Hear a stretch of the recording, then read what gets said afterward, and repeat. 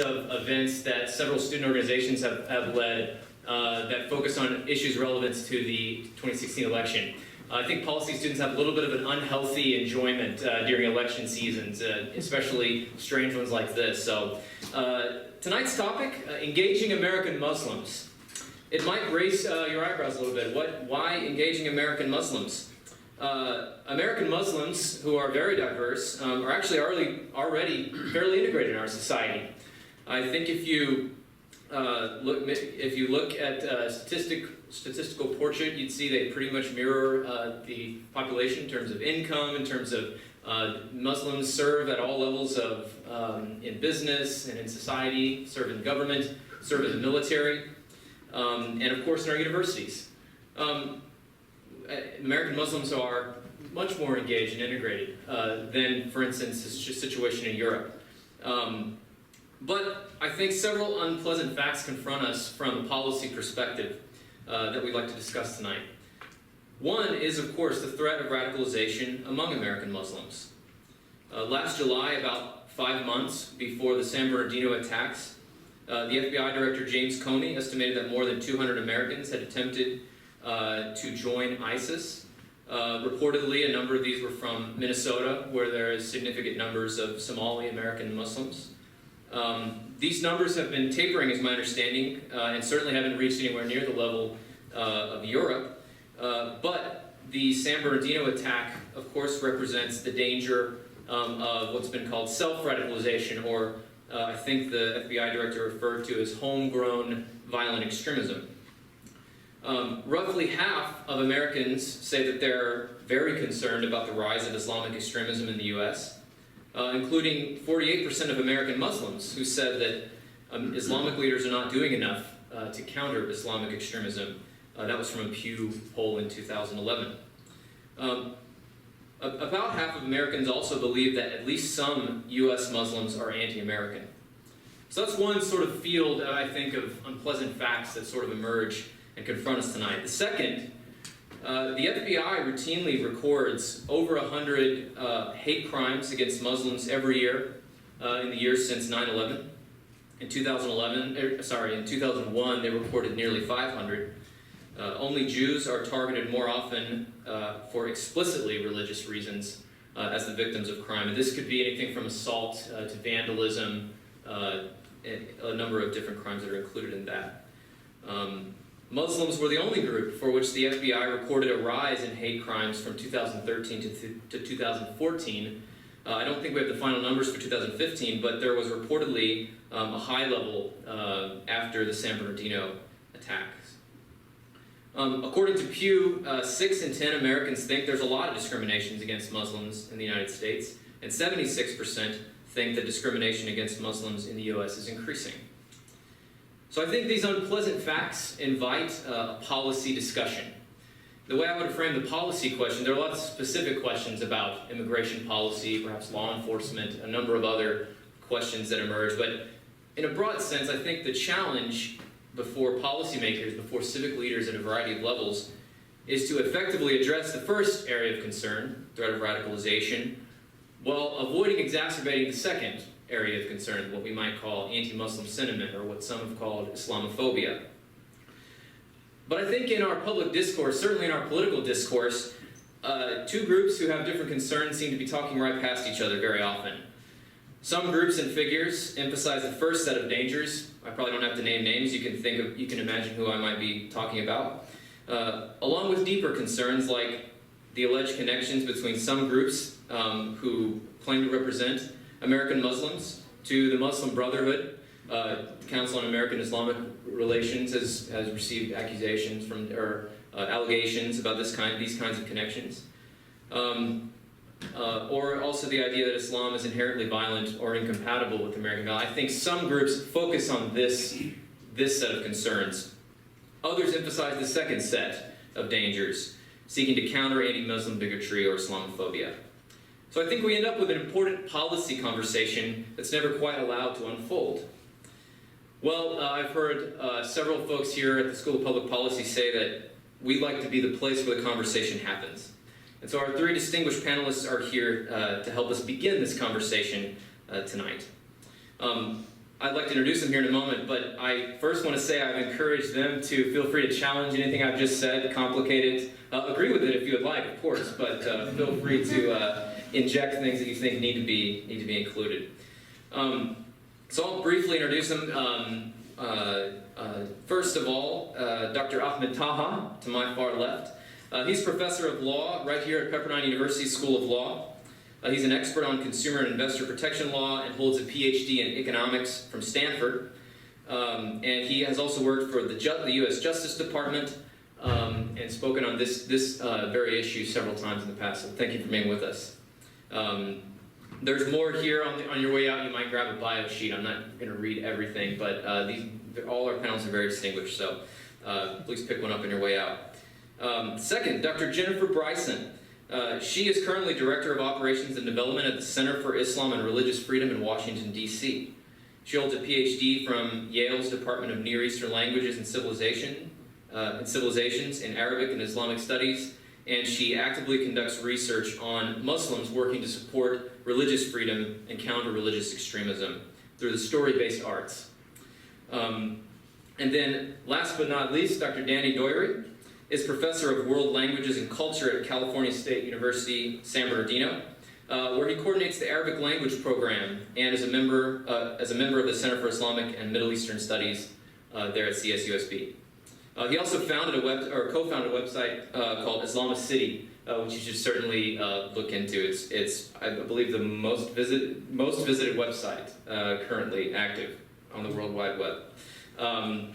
Worth looking into. So I've asked each of them to give us an opening statement. Looks like Dr. Dany Doueiri has just agreed to go first. So I'd like each of them to talk for a little bit. I'd like each of you to tell us a little bit about how your personal and professional background shapes the way that you approach this subject, engaging American Muslims. Second, what do you think of the issues that have been laid out or that you'd like to introduce? What do you think should be priority in this discussion? What concerns should be foremost on civic leaders' minds when it comes to this discussion? At the School of Public Policy, students end up working in a variety of different sectors, both governmental and non-governmental, at all levels of government. What do you think civic leaders or civic leaders in training need to know? What should be foremost on their minds? Dr. Doueiri. Thank you so much. Good evening, everyone. I feel very honored, honestly, privileged, and thankful for all of the organizers, from Ben to Jonathan to everybody here. There are many reasons why you feel compelled to be part of this group. There's a cliche maybe students in Pepperdine or public officials don't have, but in San Bernardino, you always say if you think education expensive, try ignorance. And there's a personal link to why I would come here, other than, and one of the students here was my former student. The terrorist of December 2nd was actually my student too. So you always wonder, what have you done personally, or was not able to do, to impact a person and may have changed his course of life if we had more time to be able to connect, talk, and then see what insecurity, what ignorance, whatever could have done that would make somebody do something so horrible. And I think it was one of the deadliest attacks on Muslim souls since 9/11, and like a single attack here. So that was very tragic. Just to tell you the formation of Muslims. I was born in the Congo when my parents were part of the United Nations. So I was born and raised with people from Africa who were of different religions. That's in Central Africa, of course. And then coming back to Lebanon with my parents, we were always raised with sometimes nannies, not because we were rich, it was just a way of life. And all of the nannies that we've had were people of either Sri Lanka, who were either Buddhist. We've had people from different religions, Christians. Then you come to the United States and then you have Jewish professors, you have Hindus, then you marry somebody in apple pie from here, and your children are born in, and literally I have an African American OBGYN who delivers my first son, a Hindu OBGYN who delivers the second child, and then a Latina who delivers. my third child. So what is that personal connection, and who are we, after all, as American Muslims and as human beings of this global world? The reality is we have so much more in common than we think. And the other thing that is very, very also important is what shapes us is not necessarily our affiliation with our religion, but the fact that there is so much interaction among all of us.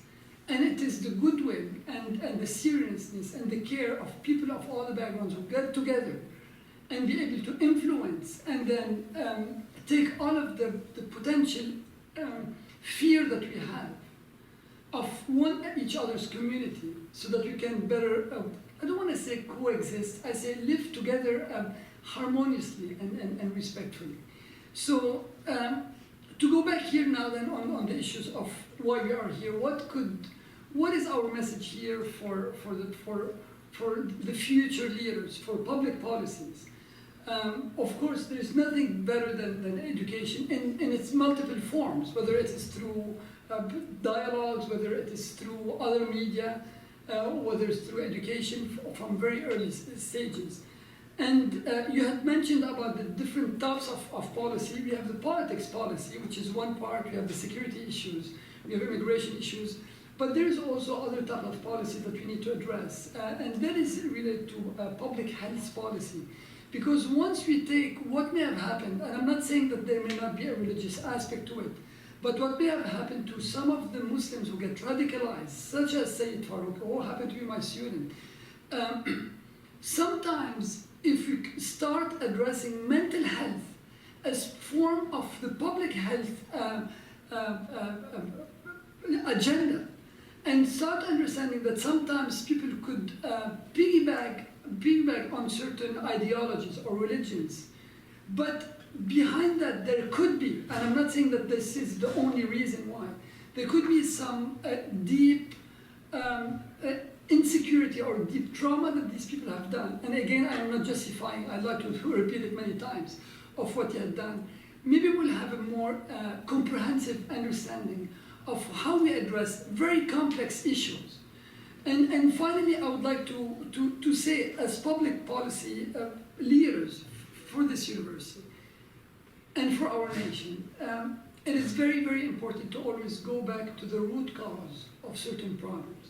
We can always go, eliminate ISIS or Taliban or so on, but it is very important to have a very frank discussions from the beginning about what are the multi-factors that do impact groups or individual behaviors to commit good things or bad things, to hopefully build a more peaceful and beautiful global village. Thank you. So Ben had asked me, as he mentioned, all of us to talk about where we view ourselves fitting in this topic of engaging American Muslims. So there's 4 aspects of my life that have been directly involved with Muslims, starting 25 years ago. I'm going to go chronologically up to today. And the first is school. I got into studying Islam by studying Thomas Aquinas, and was interested in the works that were translated from Arabic into Latin, and discovered this intellectual treasure trove in the medieval era.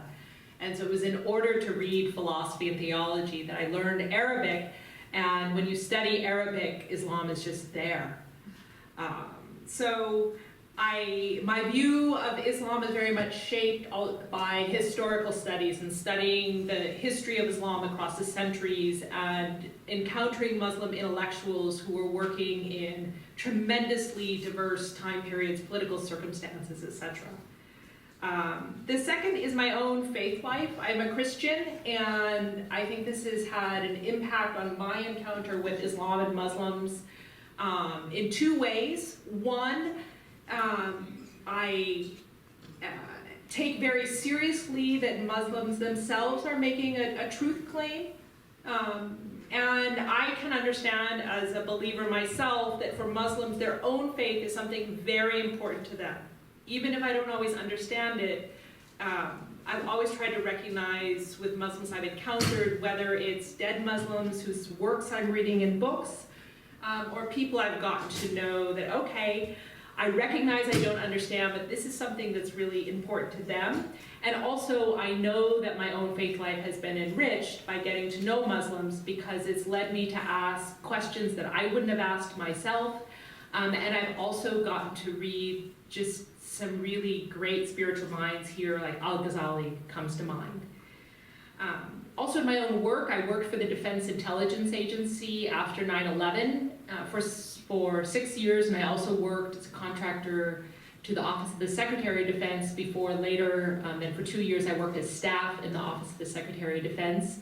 And during all those 7 years total, I worked in counterterrorism work, and am more well aware than is healthy for being able to sleep at night about the dark side of things.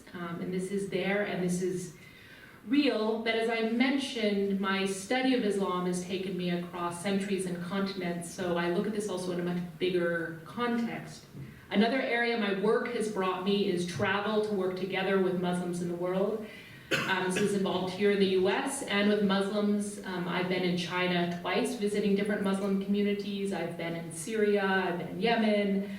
I worked with Muslims from the Maldives and from Australia and from France and Denmark, on and on and on. And right now in my work for the Center for Islam and Religious Freedom, some of my main areas of work right now are Pakistan, Nigeria, Somalia, working both with people who are in those areas as well as with expat communities.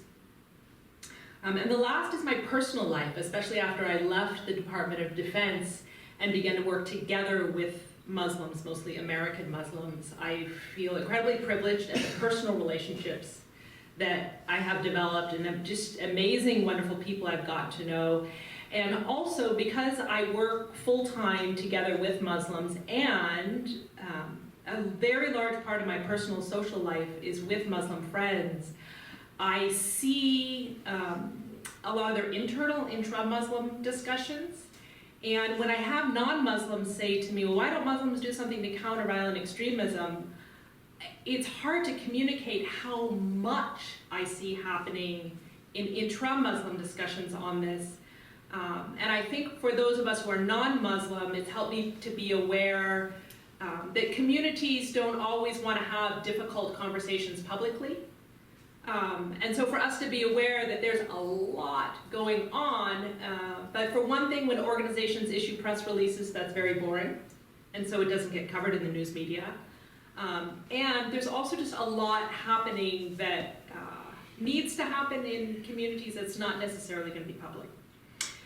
To your question, Ben, about what should be priorities, one thing is when you mention threat, I think we need to question here in the American context about who is being threatened, both here in the US and abroad, and realize that for American Muslims, they are at risk of being victims of violence, and also they are facing a double struggle of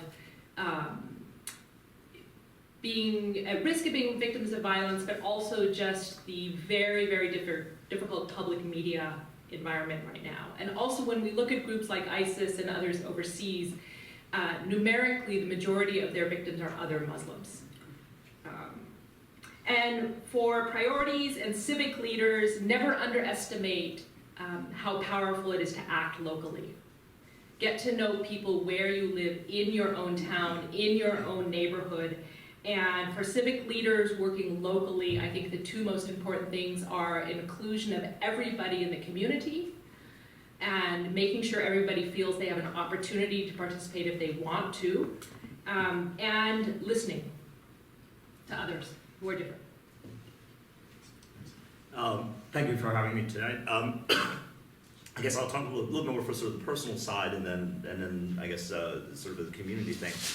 So my background is actually a very mixed background. My father was actually a Palestinian refugee, came to this country with $100 in his pocket and a suitcase of clothes to go to grad school, sort of the great American story, and met my mother. My mother's side of the family is actually Methodist. My mother actually didn't step foot outside the state of Indiana until she was 18. She's now made up for it. She's been 48 states and something like that, so she's supporting sort of thing. But I was raised in New Jersey, and I didn't really have Muslim friends. I had a lot of Muslim relatives, because father's the oldest of 9 kids, but not really Muslim friends outside the family until actually grad school. So all my friends growing up in New Jersey, I was born in Missouri, grew up in New Jersey, were Christians and Jews, some religious, some not so religious in New Jersey, right? Sort of thing. But it didn't even occur to me that that I sort of wasn't considered sort of fully American by some people, or that this was considered a threat until actually the backlash of 9/11. It's interesting, when you see these surveys about is Islam compatible with the U.S. I mean, the only time I felt sort of it wasn't is, and that's not the wrong word, is in college. You can't participate in all of the college culture, drinking culture. We don't drink and stuff like that. But that's something I think that anybody who doesn't drink doesn't feel they fully fit in that aspect. It's really not feeling American. It's just not feeling that part of American culture. I worked, like I said, law school and grad school, and I was actually working for the Justice Department in the Antitrust Division when 9/11 happened in D.C. And I remember, when that happened, like everyone else, is sort of surreal and something like this. And then, when you find out it's Muslim, I remember waking up the next morning on September 12th and just wishing it was sort of all a bad dream. You turn on the news sort of hoping it was all just a dream. And of course, it wasn't a dream. And then sort of the backlash from that, like I said, is the first time where you sort of realize a lot of people actually took this to mean, the big problem I think is an ignorance problem. And this will go to, I think, a way to address this, is that there's a lot of people who think that Al-Qaeda and ISIS now and something like this represent more people than they do. They represent their followers and the people, that support them. That's it. The average Muslim around the world, let alone, in the US, wants nothing to do with them. I guess the way I described it is we feel the same way when we hear ISIS does something that Christians would feel when they hear a Christian killed an abortion doctor, right? Or when you read the Christian justifications that some people gave for slavery, for race-based slavery, or for segregation, while other Christians, of course, were on the front lines fighting against those things. But it's that foreign to us. It's not this monolith where when they talk about sort of the Islamic community, the Muslim community should do this. It's not one community. There's no meeting where everybody goes and gets together and votes on things and stuff like this. So it's just, a lot of it is, I think, is seen through the monolith, is a key part of it. I'm actually sort of an optimist, so I'm not sort of worried ultimately about here. My wife is very much a pessimist and keeps waiting for us to be put in internment camps like the Japanese and so on. The thing I really worry about is actually my kids more, because, so I'll give you a quick story. For those of you who are here to speak before you've heard this story. My son, my oldest son, who's now 13, in 2009, I think, when there was the Islamic Center near the World Trade Center. So for those of you who don't know, so in 2009, 2008, there was a proposal to build an Islamic center, sort of a community center, in a new building that was about 2 blocks away from the World Trade Center, right? So some people heard this and thought that was a horrible idea because the people that attacked the World Trade Center were Muslim, and this is sort of spitting in the face of that, and it's very offensive. And there were protests against it. It got called the World Trade Center Mosque, and like I said, it's two blocks away, and there's strip clubs and bars and so on in the area. It's not sacred ground or anything anyway, sort of thing. But there, like I said, that's the first time it sort of hit me. It's like you wouldn't really oppose that unless you somehow felt that Muslims collectively somehow were responsible for this. That this, what they did was in the name of Islam, and thus Muslims shouldn't be able to have places of worship near such a thing like this. So my son, who at the time was about 8 or 9, actually he was 7, 2002 he was born. He came home from school one day. We used to let him watch the news always, because you want to learn about the news. When this was going on in the protests, we didn't let him watch the news anymore. We didn't want to see it. So he came home from school one day. He'd gotten a bad grade on an assignment, right? And he said to us, he says, "Do you think the teacher gave me a bad grade because I'm Muslim?" So on his own, he sort of picked up that that he wasn't liked. And of course, we told him, it's because he did a crappy job on the assignment. But anyway, my younger son, who's now 9, when the debate was going on among some of the candidates for president about whether you should allow Muslim refugees, in from Syria and something like this, came home and said, "Why does everyone hate Muslims?" Because again, just picking up sort of the news. So it's sort of the kids you worry about. I'm not actually worried about them feeling they don't belong, but I'm worried about them feeling that other people feel they don't belong. And it's unfair for anything else. They have nothing to do with it. We have nothing to do with it. The typical Muslim has nothing to do with any of this stuff. And like I said, I sometimes get sort of indignant about it. Now that being said, I realize that's actually the wrong attitude I should take. I should say the big problem is really largely an ignorance. That people that actually know Muslims can understand that you have very bad Muslims and you have most people who are not that way. But that's a matter of getting to know people. If you look at sort of these polls and the number of people that have a negative view of Islam, it correlates very highly with the number of people who say they don't know any Muslims. Now, I was actually talking to a colleague of mine at a different university who's done research on sort of discrimination, African Americans and so on, and they said actually on stereotypes, it's not actually enough that you just meet one person, because what happens is if you meet one person that breaks a stereotype, people think, oh, that's the exception to the rule. So apparently the number people think is about 4 people. Once you get 4 people, people start to realize, well, maybe my stereotype isn't so nice. So I think that's one thing that we have an obligation to do, and I tell my kids to do. You can't sort of hide your religion, just be you. That's the best thing you can do. Here at Pepperdine, actually, I've been here 4 years. My first year here, the person's gone, so I can say this. So a student came to me. I organized the Muslim prayers here. A student came to me who's a Muslim student who said, he's Muslim, his roommates are Christian, so like this, and he was very proud of himself because he didn't tell them that he's Muslim. He told them he's a follower of Jesus, right? Because we believe Jesus is a prophet. So he was proud of this, and I was, trying to tell him nicely, you don't have to hide your religion. In fact, this is an excellent chance for you to sort of improve relations. And instead, he sort of felt that this is something he has to hide and so on. So I think that is sort of the biggest thing. A lot of things the Muslim community can do is just to sort of get rid of this fear, to have us work together. What was I going to say? And again, it's so many of the things. I think some of the things you mentioned, the anti-Sharia laws and something like this. I don't know if you guys know about this. So in a bunch of states, usually in the South, I think Kansas also and so on, like they'll pass legislatures or even one legislature, banning sort of Sharia to be used by the courts. And when I honestly thought it was a joke the first time I heard, an April Fool's issue or something like this. Muslims are, I think, about 3.3 million. This is the latest Pew poll. So 1% of the population. We have no political power whatsoever, right? Sort of thing. The idea that Islamic law is going to be imposed on the U.S., like I said, it's comical if you didn't actually see the people that were actually afraid of this thing. And it doesn't become so comical if you remember there was a protest, I think, in Irving, Texas in November, where people were protesting outside a mosque against the Islamization of America. I didn't know that was a word, but apparently it's a word. And with guns, of course, right? Because they need to protect themselves if you're protesting outside a mosque and so on. And that's the sort of thing that has a chance to go very wrong, very quickly. And so unfortunately, nothing did happen. But it does show a desperate need for just sort of interaction and just people learning about the religion. And like I said, the average person I talk to, even educated people, have no idea even the basics of Islam. They have no idea we share, the same prophets and all these sort of beliefs. And those sort of discussions, I think, are always good for sort of bridging that. So what should the Muslim community do? Like I said, a big thing is just sort of getting out there, I think, is important.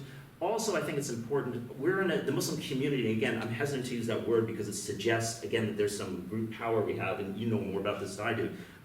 Certainly, some Muslims are in a better position to see if someone is becoming radicalized than other people are, simply because they're around them more and stuff like that. So when that opportunity arises, obviously, I think there's an obligation to sort of report that. Part of the problem is, there's a good article about this in the New York Times, there's not really proof of what are sort of the warning signs of radicalization. There's a lot of anecdotes, right? But then you'll see another person who didn't lose their job or who didn't have this, who becomes radicalized, sort of thing. So it's sort of hard to predict what it is, right? And you don't want to go by things as somebody becomes more religious. I became much more religious in grad school. Even people become very religious, and even people who become religious and maybe in their beliefs are very politically, sort of against American foreign policy, the vast, vast majority never actually engage in violence or any threat to engage in violence. So it's, there's a worry, I think, also about if you start turning in people to the FBI because somebody, became more religious or somebody disappeared from the mosque or expressed, a strong view against American foreign policy, that they're going to get put away and something like this. So I think that's a matter of trust, working with law enforcement, and in a way, and I know a lot of communities are doing that and are doing that better. So. Thank you very much. I failed to warn you earlier, but a large part of tonight is left open for questions.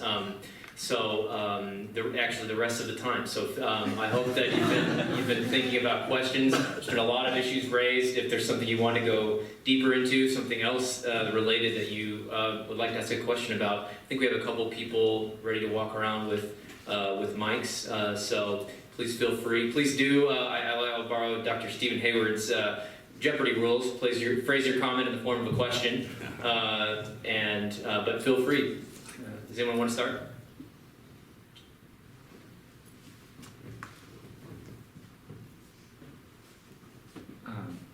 Good evening. My name is Jonathan Herrera from School of Public Policy.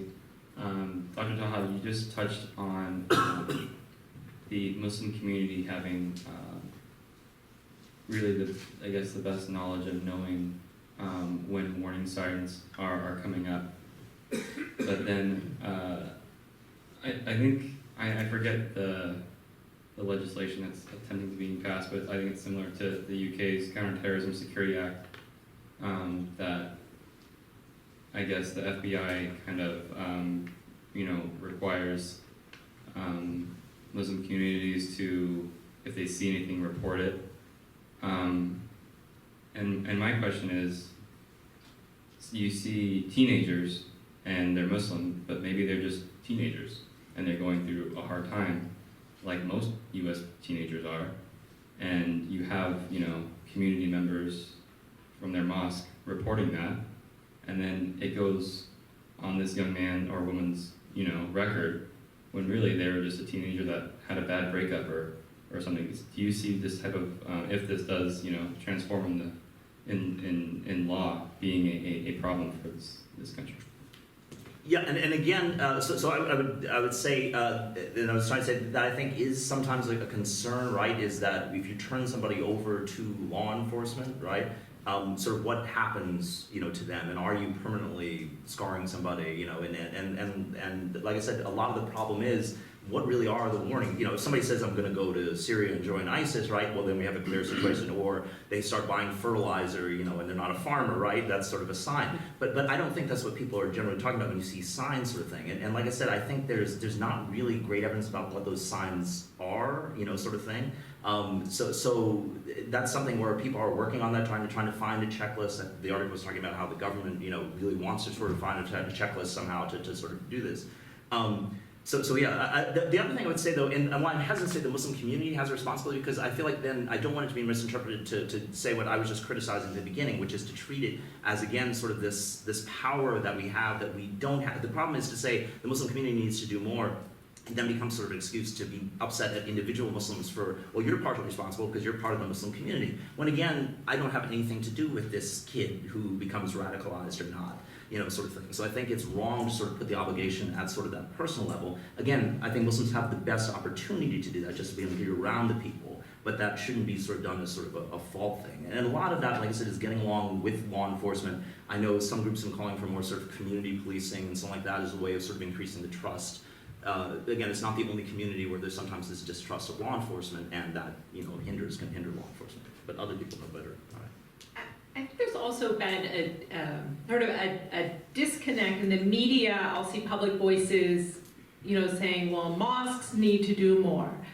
But if we look, for example, at Americans who have gone and in some way or another to support or actually gone to fight with ISIS, the last study I saw, it was some sort of a staggering, I can't remember, like 25 to 40% were converts, which is far, far higher than the rate of converts in the American Muslim community at large. Also, some of the studies have found that the mosque was one of the least likely places that these Muslims were to be involved with other Muslims. They often viewed the mosque as a place that would be unwelcoming to them with their views, and were more likely to cluster together with a few Muslims who were getting involved in sort of non-orthodox, non-mainstream views. Muslims are in many areas of life, and only some are connected with mosques. In addition, there's a lot of work going on inside the American Muslim community to leverage research to better understand the community here. So a friend of mine who's Muslim had worked with some Muslims who did a study of youth engagement at mosques across America. And one of the things they found was that, I don't remember when this was, but only something like 5% of the mosques had paid staff that did youth work. And so then in national conversations amongst Muslims about this, when they start to become aware that very, very few communities have paid staff who are doing youth work, there's been a very conscious effort to increase youth work. Also, there's a project called the Safe Spaces Initiative that has been started by American Muslims that and I think it's really great because it's really based on research about how individuals can become vulnerable to recruitment into violent extremism, and it helps to equip community members at a local level, including parents. Parents are extremely important for how to talk to young people who are reading online media and becoming more and more obsessed with political problems. One of the things the program does is it provides stories from within the Muslim tradition of prophets who at some point in their life faced frustration and how they handled frustration, because incapacity to handle frustration can be a key driver of attraction to more radical ideologies. So there is a lot going on within these communities, but I would also point out that in terms of law enforcement and obligations to report, we're a country of all citizens before the law, and all citizens have, say it, see it. See it, say it. Yeah, that's the DH. That's the see it, say it responsibility. If you see something and you're concerned to be involved. So I think that we have to be very careful to not make Muslims who are very integrated in our society suddenly feel singled out or unintegrated. I'm just going to add to my colleagues here. It's a really two-way approach. I remember I directed a summer language intensive program, and then we had one day a student. One day the FBI came and then said, "Dany, would like you to look at this picture. Do you see this person? Do you know this person?" I said, yeah, he attended our program. Actually, he wanted to attend our program. He couldn't afford it. I said, "Why don't you drive us with students? I will let you attend it for free." So the reason why the FBI came to me, because this person's father reported him to the FBI. And he said, my son, who was really interested in Islam, and he was from Pakistani origin, went to visit his family in Pakistan, and suddenly they lost contact. And they thought that something may be fishy. So this is an example of how the Muslim community, as dear as somebody's own children, going straight to the FBI and saying, look, I am scared about something. Could you do something about it? At the same time, it's you know what? You need to have two types of collaboration. The Muslim community also faced sometimes backstab. When it was opening its doors to law enforcement agencies, come see, check, detect, record, do anything you want. Do not at the same time pick somebody from a jail, a criminal from jail, make him, fakely convert as Islam or Muslim or somebody, and then come let him infiltrate in our youth and then recruit people. Because that was a big slap in our face that here we are entrusting you, but you did not get somebody who's an undercover professional, somebody who knows the rules of engagement and the proper. You got a criminal to come infiltrate us, and then you want to, how low could we be and how inefficient could we be? And this person, by the way, ended up suing the FBI because he never got his payments. And this strikes when we talked about students. By the way, my son refused at one point in time because he was called Osama and 9/11 and everything. When he changed school, he identified himself. His teacher said, "Oh, what's this last name?" He said, "Well, it's Italian." So one day I walked, and then his teacher happened to be Spanish. From Argentina, spoke Italian. Started talking to me in Italian. I said, "Why are you talking?" I speak French, maybe, and Arabic, but not Italian. He said, "Well, your son identified himself as Italian." I said, and so I talked to my son. He said, "Baba, I don't want to be affiliated with Islam." Not because he was not Muslim, he was still praying and so on, but he was scared of this potential repercussion. Same thing, my daughter was in the first grade, and her best friend came to her and said, "I don't want to play with you anymore because my dad said you're going to go to hell." And I want to link these two examples to something I wanted to mention before. CARE, this is the Council of American Islamic Relations, published a report 3 years ago, the one updated one, on bullying. A significant amount of Muslim students in the public high schools are facing bullying. And we know that bullying could lead to suicide, it could lead to violence. We've seen it in many shootings, school shootings, not by Muslims. And that could be that framework to understand that public health issue and public education policy. It's not only a public health issue, but our public policies on education should be framed in a way to understand each other and then put more money, because Trust me, the city of San Bernardino was going bankrupt. Now they had to ask for much more money just to deal with the cost of investigating the latest terrorist attack. If we put a fraction of that money into dealing with people's mental health and education health, maybe we could have averted the terrorist attack and further terrorist attack that would come along the way. So, my name's Ashley. I work here at the School of Public Policy, and my question kind of relates to some of your comments, but I want to go back to something that Dr. Bryson said about the conversion rates in terms of when you're looking at that. And I'm wondering, is there a conversation we can be having as a broad community about Huffington Post a few months ago ran a story about mothers of ISIS, and one of the things that I found interesting reading that, it wasn't a study, it was just pure individual stories.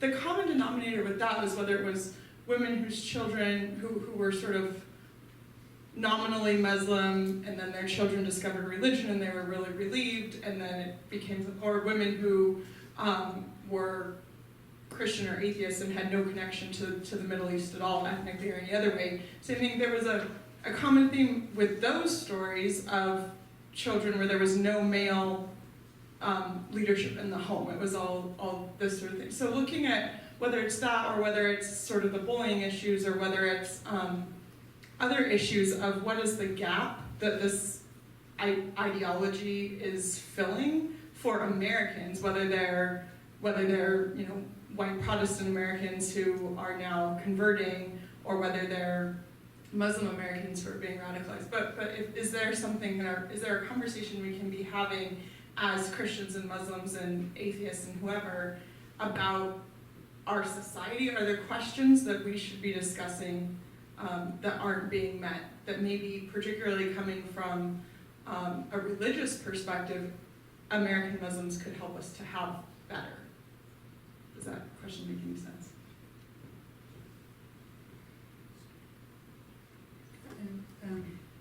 I think a challenge that I can't remember one of my co-panelists here had helpfully brought up before is that there is not an identifiable profile available of who gets recruited. There are types of vulnerabilities, such as difficulty handling frustration, seeking black and white answers. I mean, there's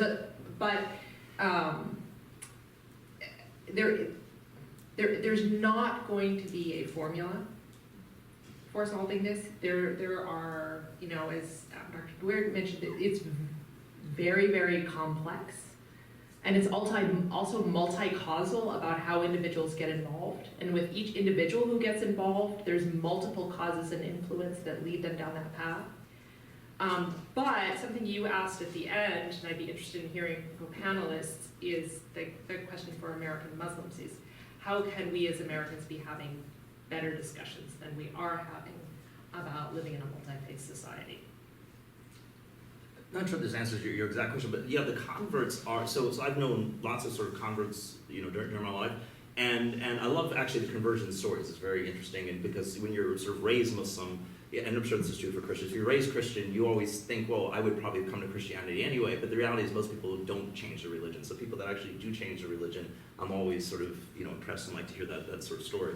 But a lot of them, not all by any means, but a lot of them, there's a sense they're sort of taking on sort of a new identity, right? They're very enthusiastic, there's a new identity and stuff like this, but they also don't really know anything about it or in any depth about the religion, right? So I think that actually makes you very vulnerable, that is a vulnerable time, I think, also. So Cat Stevens, goes by Yusuf Islam, the singer from, I know, well, there's some older people there, yeah.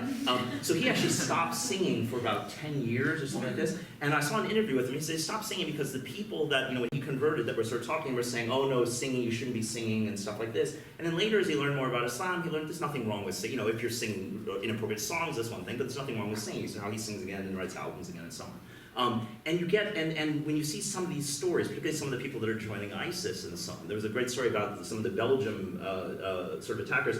They weren't really religious at all. It was a sort of although they were nominally Muslim, they weren't practicing, they were drinking, there were all these things. and it was like they suddenly sort of came to the religion. They were sort of violent anyway. They were thugs in a past life anyway, and that just again made it sort of this. There was a story. I think some British Muslims who came, British Muslims who went to ISIS, and they caught them with the book. What was the book? Islam for Dummies. Like that's the book. They were joining ISIS, but they were having to read Islam for Dummies. That's how much Islam they knew, sort of thing. So I think it's people that convert. It's very important that the person has someone has their ear that they sort of respect. And that actually is a problem also. So there was someone, Yusuf Qaradawi, who I'm not a huge fan of, he wrote a book actually on Islamic extremism. He's a scholar in I guess, Qatar now, like 35 years ago, 40 years ago, right? And he talks about sort of this issue, right, of extremism before 9/11, before anything like this, right? He saw this as a potential problem. And I remember in the book he says one of the problems is that you can't have sort of people who are very secular, right, tell the kids, no, you're extreme, right? If the parents aren't praying, if the parents aren't practicing, a kid who is now, is enthusiastic about the religion and so on, isn't going to listen to that person that's saying that that's not really what Islam is, right? Because they're not doing the basics of Islam, right? Why should I listen to you? So it's important that you have people that have credibility, right? Which are sort of the Muslim leaders and stuff like that, where they can be, and those be the people that sort of guide those people when they're sort of new, to Islam. I think that's something that's important the community does, because a lot of times when someone converts, it is through, they come into the mosque and they convert and so on. But like I said, I do see that often. They're extremely enthusiastic, and you sort of hope that they're going to burn out a little bit, but you hope it's just a little bit, right? They don't sort of go back, to where they were. But that's, like I said, I think that's a vulnerability that we need to keep an eye on. And again, it doesn't mean somebody converts, you report them to the FBI, but it just means we need people that are guiding at that point. And making sure they're listening to the right people and not going online and listening to somebody who says true Islam is you go and you fight, and you establish a khalifa in Iraq and Syria, and something like that. Do we have any already on deck? I know Dylan's got a question.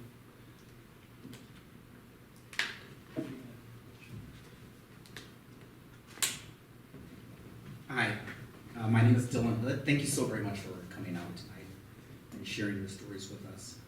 I was very fortunate to have done my undergraduate in Egypt at the American University there, and it was a very, very impactful part of my life.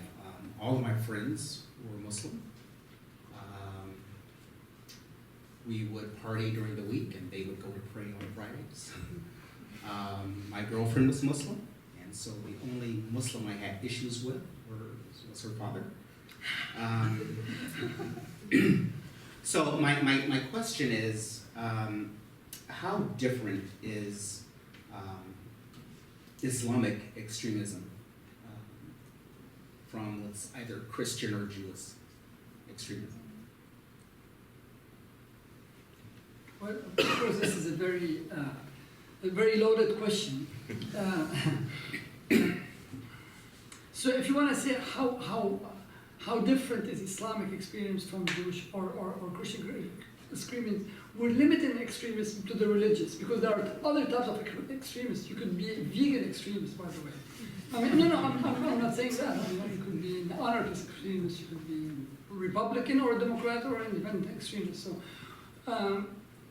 there have been a lot of studies on it. As a matter of fact, I was just reminded by our community in Loma Linda that when David Koresh, I don't know if you know David Koresh and what happened in Waco, Texas 3 years ago, was actually a very practicing Seventh-day Adventist and very active at the Loma Linda campus.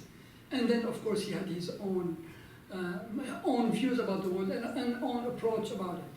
I believe last June or December, I forgot the report, when, I don't know which law enforcement agency, released a report that probably the most danger that could affect American public comes from not the Muslim extremists, though we are a danger to the community, but it could be from religious extremists, specifically on Christian, and nothing against Christianity. Of course, we're talking about the extreme that law enforcement officials today say it could be something that is worthy of talking about. And what happened, the showdown that just happened in Oregon is a good experience, or it's a good example of what could lead later on, because these are organized with a lot of sympathizers in the United States and across the world. So to go back to your question, how different it is, how similar or different, I think we have as much as peacefully we have much more in common than we think, I think on the sad side, we have also much more in common than we think. And lots of studies have been done. A very famous political science professor, I believe from the University of Chicago, his name is Robert Pape, did a study on what makes people commit suicide attacks. And as he went through every person's profiles, their background, if they did any videos, what people thought about them, everything. And overwhelmingly, of course, the number one, at that time when he published it, I believe it was in 2005, the number one area around the world that had suicide attacks was not in the Muslim world. It was done in Sri Lanka, the Tamil Tiger, which had a totally different ideology, of course. But overwhelmingly, and statistics play to his side, if they mean anything, most people who do commit the suicide attacks, that was very specific on the suicide attacks, were people who are traumatized in their lives. Much more than their religious ideologies impacted it. So to go in back, I hope if people want to be extremists, they could be extremists. We just don't want that extremist to manifest itself in a violent way. If somebody wants to be extremist and then shut their door, if they want to be extremists and not go to the beach or not listen to certain music, do whatever you want. Behind the door, close the door, or even in public, do whatever you want. Just don't invoke harm on other people. That is the concern which we have. I teach a course on conflict and religion, and one of the challenges I have found in teaching the class, my students are almost all Americans, is that I generally have students who have not studied much history, and also whose news tends to cover the US. I'm not even going to say North America, because our news doesn't tell us much about Canada. So the US, Europe, and Middle East. And so they're unaware historically of how many religion-related conflicts, violent conflicts there have been, and they also tend to be unaware of the diversity of participation in violence involving religion in other parts of the world. And here I think of various parts of Asia, India, etc. So I think also on these questions we need to realize that while we may see certain manifestations at a particular time from different groups, we also need to look at this intersection where religion and violence meet, especially where movements with extremist ideologies are involved. It's extremely helpful to be looking at case studies that are not just in the modern day, because then sadly, we start to see that many different groups participate in this. Yeah, the only thing, two things. I always get sort of irritated when people talk about Islam as an inherently violent religion, and they say, well, look at the terrorism now sort of thing. It's like, you realize Islam's a 1,400-year-old religion, and there's 1,400 years of history before that of other religions, and let's say Google any religion and violence, and you'll see lots of things to be embarrassed about in any religion. So a lot of what's going on now is also very political, right? I mean, the Muslim world is just in political complete disarray. A lot of people attribute, I think, some of the appeal of sort of using Islam as sort of for the political thing is in a lot of the countries that's the only sort of dissent or other sort of source of power. That's like you have a monarchy, you have a dictator, and people are allowed to go to the mosque and stuff like this and do religion. So that sort of is the only sort of way you can actually, in some ways, sort of dissent. That becomes sort of a source of power and so on. You see in Iraq, and also I think leaders use it in a lot of ways. So I remember in Iraq, the first Iraq War, when people went in, Saddam Hussein, they changed the Iraqi flag and they added the words Allahu Akbar, God is great, to the flag, right? So here you have this guy who's not particularly religious at all, from what I understand, and in fact does horribly unreligious things, but again, trying to take the mantle of Islam to fight off sort of the Westerners in. ISIS now, by all reports, a lot of former Baathists are actually, heavy in running it, right? Who again are not religious at all, sort of thing, but sort of using this, as sort of a thing. So a lot of it is, like I said, political conflict. Religion is important to people. It can become a rallying cry to people. Certainly among Muslims, there's this sense of sort of disarray and almost embarrassment. Sometimes I'm embarrassed, even though I shouldn't be, because again, we're each individuals and not responsible for what other people do. It is sort of embarrassing. Look at the Muslim world and it's terrible. And actually, truthfully, if all I knew about Islam was what I read in the paper, I would have a negative view of it also, right? So I understand, like I said, the ignorance, I understand the effect that has. But that's, there's nothing inherently, again, about Islamic extremism, again, when you look through history, and a religious extremism of other types and so on. It's just right now, you know, that sort of is a motivating thing in a lot of the violence, or at least, again, is part of it, and that sort of thing.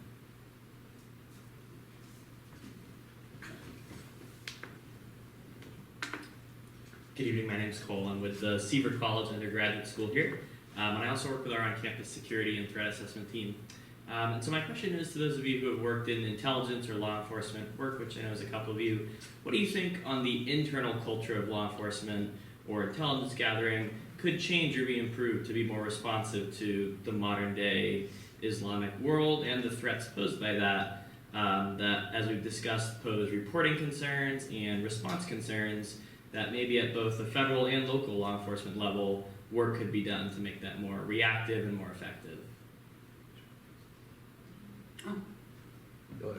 Okay, when law enforcement and defense, I thought you're the authority, but I'll take it. A small example on that.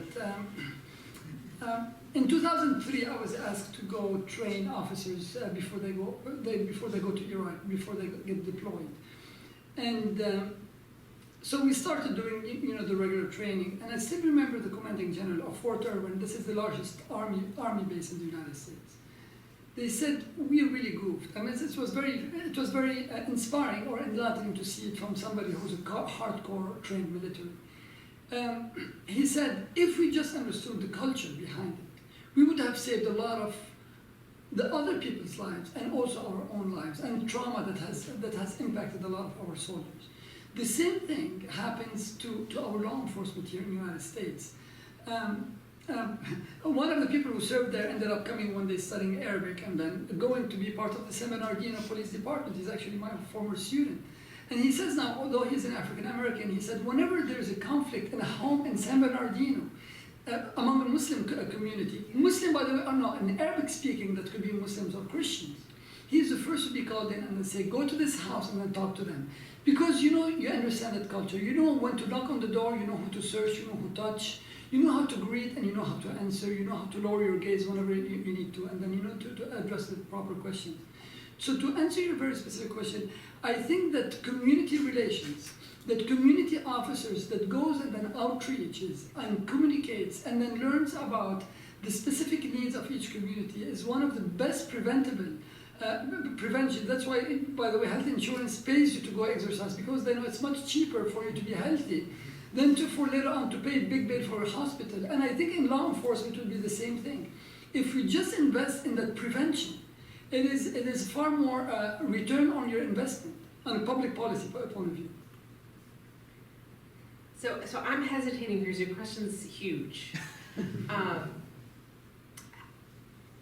I think overall training that teaches how cultures work and what culture is can also be more valuable than trying to teach a little bit about a specific culture, because false confidence can be dangerous, whereas helping to equip someone to understand they're going to a situation that will help them to have enough humility to know when to say, I don't understand, I need help, can be important.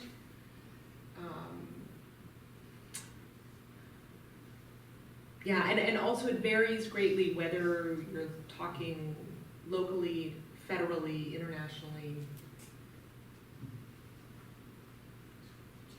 My law enforcement experience was antitrust, so there aren't many antitrust issues, so I don't have really anything to add. Thank you. Good evening. Thank you all for being here. My name is Christian Daly, and I'm a second year student here at the School of Public Policy. I want to premise my question with this so that way no assumptions can be made. I am a Christian, and I've had a beautiful experience with Islam. One of which I didn't know that I was going to be introduced to embrace, but I'm glad that it's crossed my path. Getting the opportunity to live on the Muslim floor at USC, and just learning and also engaging with other students of other faiths, one of which was Jewish, and just us coming together, learning about one another and our faiths. Just seeing that, and also another time while working with the state of California, being at a community event and seeing a booth from, I believe, a local mosque, inviting people to come over and to learn and talk and engage, and just seeing these steps being made to bridge a divide or to erase away fear, if you will.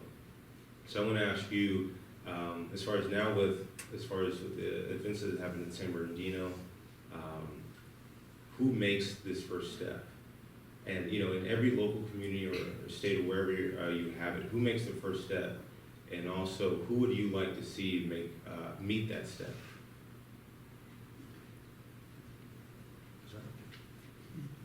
I'll start. Okay, sure. Okay. You go ahead. The dynamics, the organizational dynamics in society, it really depends on, maybe you've met somebody, you felt comfortable, you invited him or her. Who does the first step? I don't think it matters as long as a step is made. If it's the Muslim community, let them be. If it's an interfaith council, let them be. If it's a law enforcement. I really believe in supporting the public service, the public sphere. So if it's the law enforcement or if it's the public school teachers, let it be. We can't point at anybody. I think we are all responsible. We are all responsible for whatever happens around us. And just to tell you, sometimes you're overwhelmed. If you know anything about the Muslim community, it's a fun fact or it's a reality check. In the Muslim community, you're a doctor, you're a lawyer, you're an engineer, or you're nothing. No, I mean, what I'm saying is there has been maybe a little bit, not reluctance, but lack of manpower among the Muslim community to be a lot of them going into education. There's no money in education, maybe there's some prestige in it and so on. So we need to change on the Muslim side, among the Muslim community, that importance of investing in public service. Okay, you go in the Muslim community, there's not so many public service officials. It is happening and it's growing, but it has not always been the case. So who does the first step? On the Muslim side, we have to educate ourselves about the importance of being engaged civically, before we go outside. And on the other side also, we need to promote and nurture any effort to promote education in general, like you said, not only about Islam, but in general about all cultures and religions. And then from there, hopefully, there will be this branching, interdisciplinary branching of connecting all of the experts, all of those who are of goodwill, and people who are really wise, and I mean it in a very broad sense, but truly wise and caring and concerned about the well-being of our global village, not only about our, country. I also think we need to encourage awareness that for different people, different types of first steps are going to be more comfortable. There are some people who are really excited about what's often called interfaith engagement. But if the only thing we have are quote-unquote interfaith events, there's going to be huge parts of the population that are going to be left out.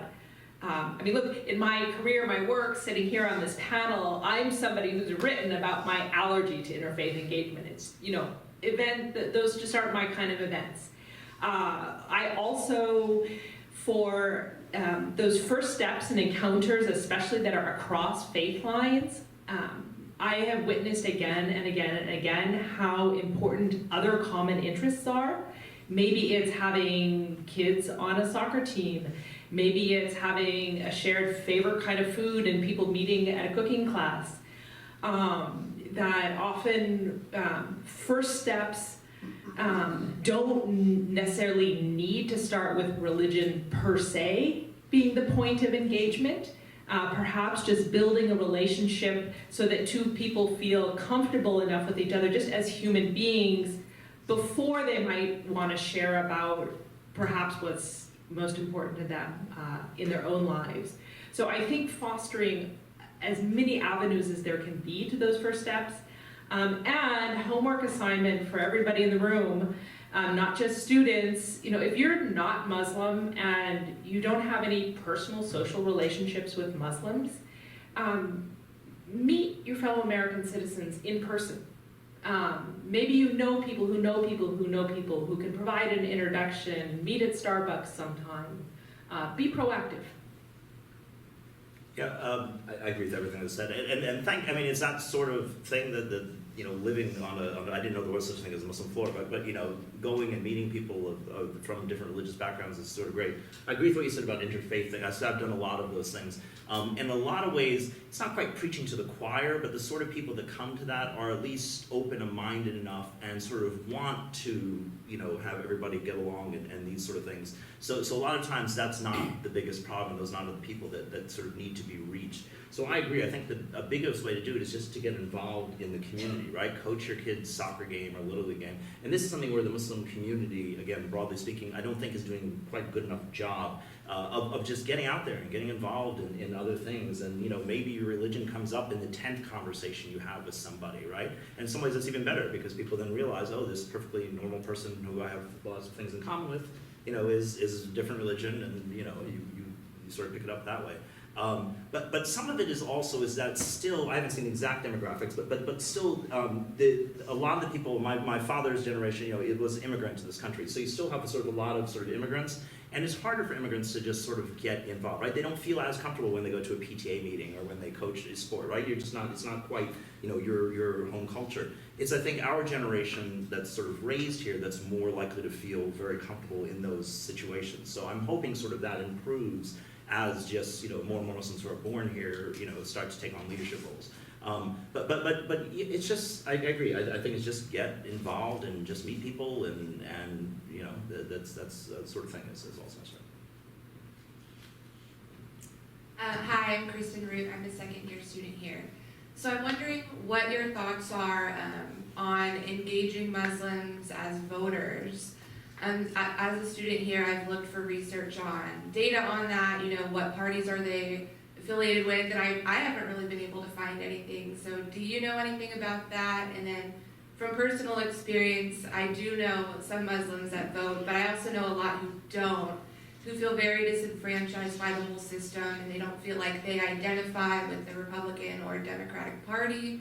Do you think Islam as practiced in America is compatible with the Republican or Democratic parties, and we can ever expect to see Republican Muslims running for office? Or what do you think about that? So a friend of mine who's Muslim ran for Congress in Oregon.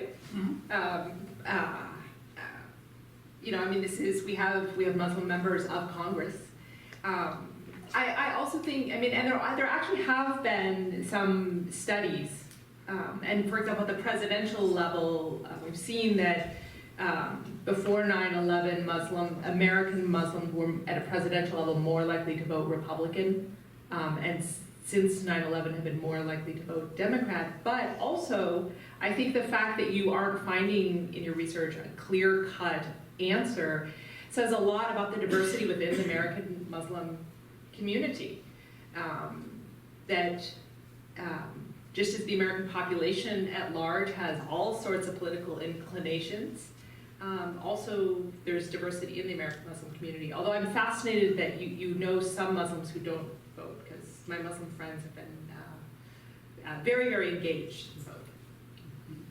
So the number I saw was actually pre-9/11 was about 80% actually Republican, to the extent they identified. Because Muslims tend to be social conservatives and sort of economically, also, sort of conservative and, build yourself up and that sort of thing.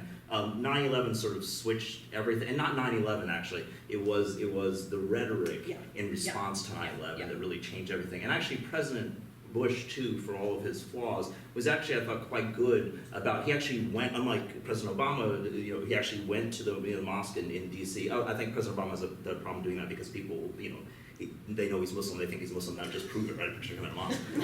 so this maybe has an excuse, but he right away went to, you know, Moscow, D.C. He would constantly be speaking about this is not, you know, Muslim, you know, this is you know, just a small segment who are doing this and so on. If you want to be cynical, maybe he was doing it because he knew he was trying to put together a coalition of Muslim countries also to help in this. But anyway, but certainly the rhetoric that comes out of some of the presidential candidates, the Republican presidential candidates, has been enough to sort of drive, you know, the vast majority of Muslims away. Actually, funny story, a colleague of mine who in the law school writes on election law and something like this, he was telling me Dearborn, Michigan, which is part of Michigan, which is heavy Muslim population, right? In the Republican primary, actually Trump won that area.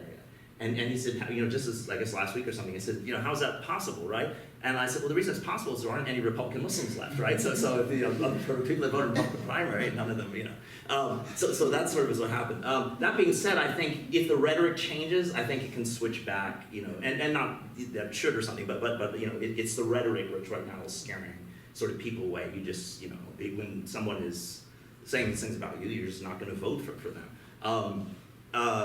In terms of the not voting, actually, that doesn't surprise me, and I think some of it is again is you know, immigrants or population and so on, and particularly if you're coming from countries where there aren't elections and these sort of things. In some ways, I think there sort of is a sense of, well, it doesn't really matter that much and these sort of things, and you know, it sounds really weird and so on, but it doesn't surprise me that maybe Muslim political participation is less. Although it shouldn't be, right? It should get involved. And in terms of compatibility and so on, like I said, I think we're very comfortable voting Republican before, you know, all this thing happens. So I don't think there's an inherent incompatibility. It's just is the political environment at the time, you know. Sure. Thank you. Just to add on what the great panel is saying, we see a real change now among the Muslims.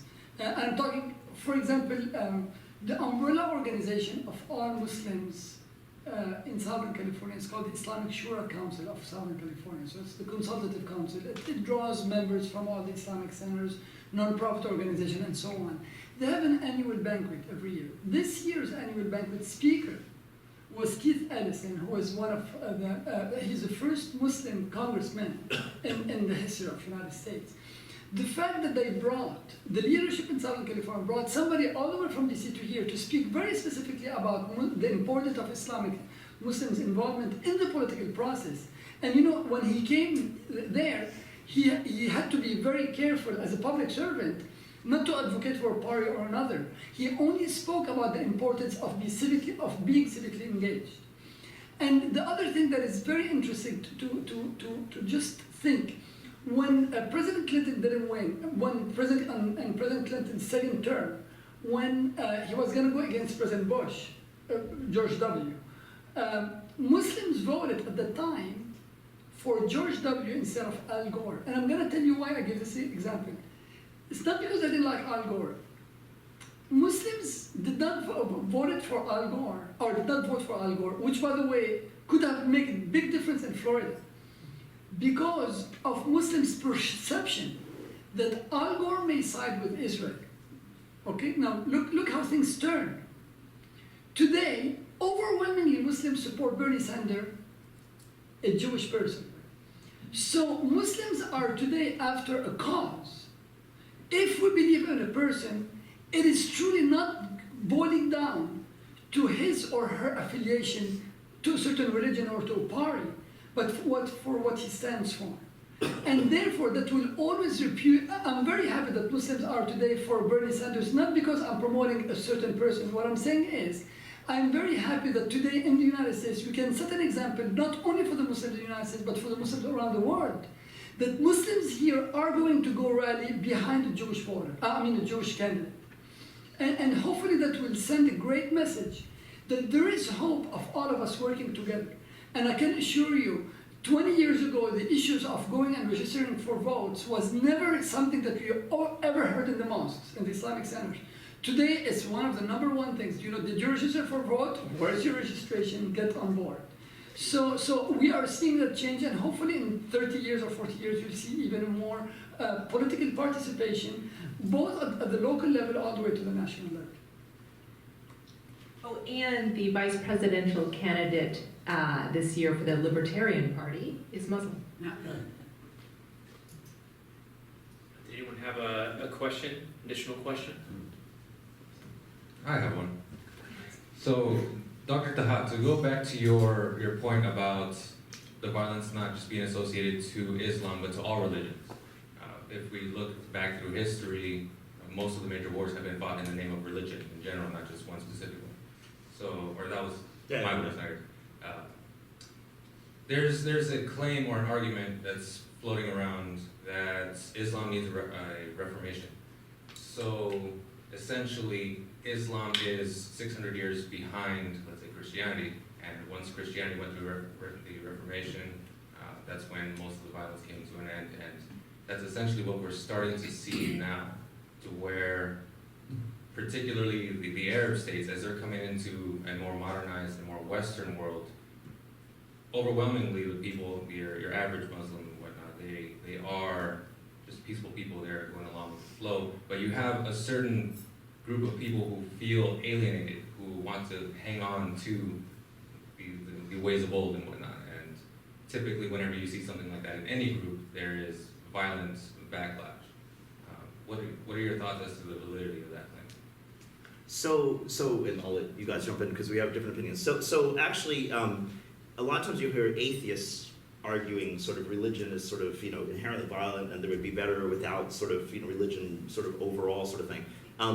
I think in some ways it shows a lot more sort of confidence in human beings than I have, right? Human beings, unfortunately, many human beings are just inherently, right? The two great world wars occurred after the Reformation and Christianity, right? They weren't necessarily, the wars weren't in the name of religion, but very violent wars by human beings. So to me, if we don't have wars, if religion isn't the motivating force, that's not going to be the end of wars. It's going to be, tribes. It's going to be nation states. It's, we'll have plenty of wars. We don't have to worry about, what causes it. And I think that's a lot of, when you talk about the history, and I'm not sure if that's true historically, most wars have been religion, but historically also religion has been a bigger motivation, right? So and people sort of, would use that as sort of a thing. So like I said, whatever violence people do, would be in the name of religion when people are very religious. If it's not, people aren't religious, it's going to be in the name of the nation state, or the name of the king, or whatever it is.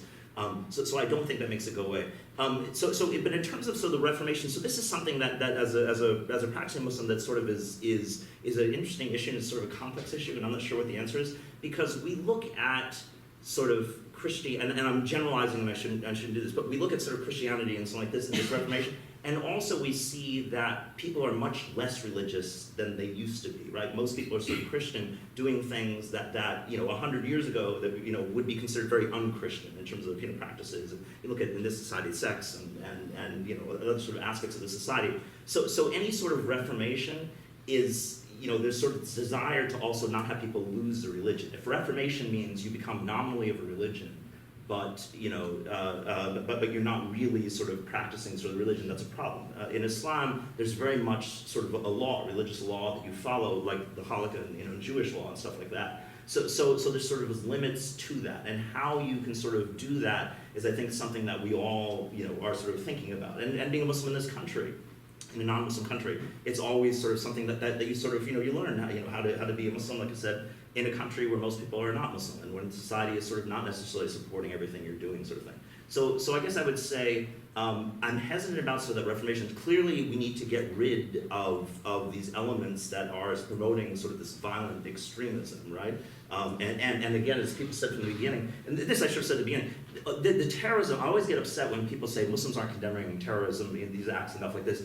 I mean, every Muslim organization you can think of has condemned it. The reality is, though, nobody really cares. Right? You never heard of these organizations. These press releases. Nobody reads these press releases. Nobody covers their speeches. Everybody's condemning this. And terrorism in general, after 9/11, we were as scared to fly as anybody else. We had to fly like a month later, sort of thing. So you're on the airplane, nervous, looking around, and everything like this. So we have the same worry about getting killed in indiscriminate violence, as well as sort of the worry about that you're getting blamed for all this and maybe discriminated against and everything like that. So this is a huge scourge. These groups kill more Muslims than anything else that needs to be gotten rid of. I don't think it's a sort of, again, I'm not convinced it's a major reformation is needed in religion as much as getting rid of sort of certain extreme elements. My view. The internal discussion I hear Muslims having, and here I think within Sunni Islam, The word I would use to describe what the discussions I hear more about renewal. Sometimes outsiders talking about reformation, I think it can sound sort of like, you people are messed up and need to fix this. Also, the Reformation was extremely violent in Europe, extremely, and I think that we sort of overlook that. And I would question your comment that most major wars in the world have been religious. Look, it's a process, and in public policy and in political science, we know that, for example, you don't impose democracy on somebody. Let every society and every culture goes through its own transformation. And I can assure you that the issues of law, when people tell you, are you for Sharia? I said, well, yeah, I am. Of course I'm for Sharia. And please state me, publicly, because I said, could you please define me Sharia? Could you give me 5 examples of Sharia? And the first 5 examples, chop somebody's head, kill a Jew, I don't know, whatever. Somebody is committing fornication or whatever, adultery, stone them. It's like, really, this is your understanding of Sharia? If this is your understanding of Sharia, could we please pass a law against ignorance? Because there is so much more. There is so much more to Sharia. It is just like saying America is a very I don't know, closed society because there is a sodomy law in Texas that prohibiting sodomies or something. It's like, really, this is what would bring all this beautiful Library of Congress with millions of books and scholarships and thoughts and debates to just 5, 6 examples. This is what we're gonna do. So going back to your question, does Islam need reformation? Islam is going through its own revisions by its own text, with its own very critical and sometimes deep and sometimes very heated debates. We are in need for a little bit more scholarship. I do not deny this. But the violence that is happening in certain parts of the Muslim world is still, if we're saying most of the violence today, though it happens sometimes in Pakistan and Afghanistan, but if most of it is happening in the Middle East, let's remember that the Middle East is only 18% of the Muslim population. We still have 78% or whatever, 82% of the Muslim world that is relatively living peacefully, maybe a little bit in poverty, but peacefully. If you go all the way from Indonesia to Malaysia, these are places that have such big industries. We're talking all the way, all the way to parts of Africa. We're talking about Latin America, in the United States, in Europe. Relatively, we're still living peacefully. And sometimes sad news makes the news, regardless of which religion. So we need to change in our own term. And it is very, very important to understand. And I don't want to plug something that may not be appropriate today, but just to tell you, it is very important for us to understand, which I mentioned at the beginning, the causes of violence. We have got to understand what happened in 1973 when Henry Kissinger at the time, talked about the importance of controlling oil. I'm talking about the Middle East. We need to understand what happened during Carter, President Carter, a person that I have great respect for, who had established something called the Carter Doctrine. And back in the 80s, he talked about any person who's going to mess around with the Gulf, with the passage of oil, the Persian Gulf, is an attack on the United States, and we're going to change it.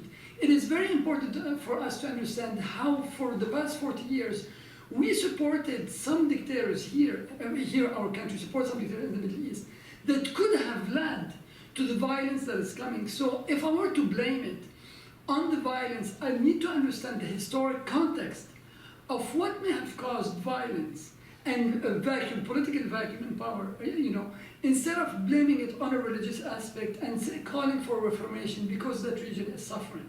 I wish we let the Arab Spring flourish instead of being hijacked by some powers in the Middle East and by some external powers who wanted this to happen. That was a great hope for us just a few years ago. We really had great hopes. This is a time when the Muslim Brotherhood, let's remember, Muslim Brotherhood, people are saying that terrorists. This is a time when Muslim Brotherhood were holding hands around Coptic churches and saying, we're not going to let any person go to the church and desecrate it or attack it. This is a time when Christian Coptics, who for many years, Muslims and Christians in Egypt, Copts, did not always have the best relationships, held hand, hugged each other, protected each other. What happened to that glow of light that we had for just a couple of months that we experienced, could it thus be sparked something that may have gone beyond the transformation that Islam may need, but something that understanding that in the 21st century, guess what? Our new generation, you guys are the new millennial, and a lot of studies have said you are much more universalist than affiliated with a specific religion, including Muslims. Muslims today, you know, I mean, they have much more in common with somebody to Instagram with, or you know, from another country than somebody with whom they could share the Quran. And in a way, let this global village live beautifully and peacefully.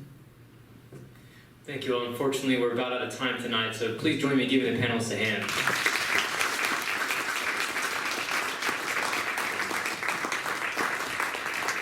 Thank you all very much for sharing your thoughts tonight. I do have some other people to thank before we leave. First of all, thank you again, everyone coming out here, especially those CVER or from other colleges. We have some prospective students here tonight as well. I'm glad you could make it. I need to give a special thanks to the leaders of the student organizations that sponsor this event. Women in Public Policy, President Natalie Medvedev, Vice President Kristen Root are here with us tonight. The Churchill Society, President Denise, is Denise here tonight? Denise, could you wait for us? Let's give all of them.